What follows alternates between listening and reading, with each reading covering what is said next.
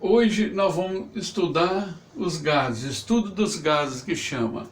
É a primeira lei, onde que fala pressão sobre temperatura é igual a pressão sobre temperatura. I de inicial de um processo e F do final.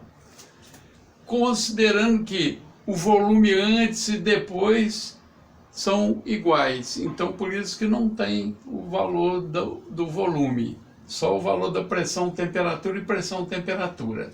Então, se o volume é igual antes, no início, e no final o volume é o mesmo, no final, aí nós temos uma quantidade de gás no interior de um recipiente, mas que está atuando nas paredes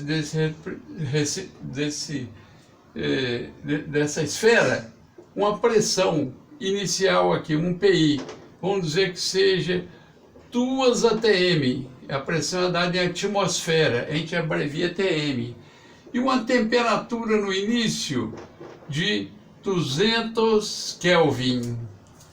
No estudo dos gases utiliza Kelvin, não pode usar nem Celsius nem Fahrenheit.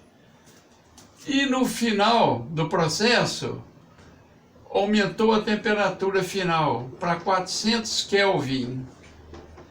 Então, quando você aumenta a temperatura de um gás, as moléculas dele, o átomo, o volume dele aumenta, porque houve um acréscimo da temperatura. Se ele aumenta, ele precisa de mais espaço. Como ele não tem mais espaço, que o volume inicial é igual ao volume final, então aumenta a pressão interna no interior da esfera, de tal maneira que, qual seria essa pressão final?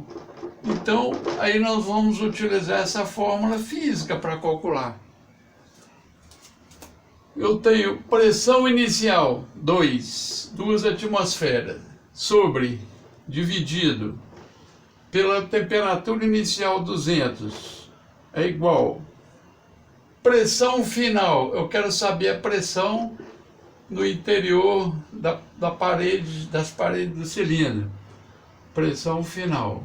E a temperatura final, 400 Kelvin. Na matemática, quando eu tenho uma operação dessa maneira, o 400 está dividindo, ele passa para cá multiplicando, porque os números já estão aqui. Eu posso fazer em X, 200, 400, PF vezes 200, aí os números crescem. Mas já tem números aqui, então eu vou simplificar, já jogar os números para o lado de cá. Então eu tenho 2 vezes 400 dividido por 200, que vai ser o valor da pressão final do gás no interior do recipiente. De tal maneira que na matemática eu posso cortar os zeros, né?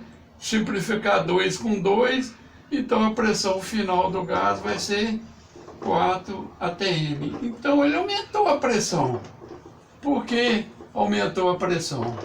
Porque a temperatura aumentou. Quando você aumenta a temperatura de um gás, ele se expande. Obrigado.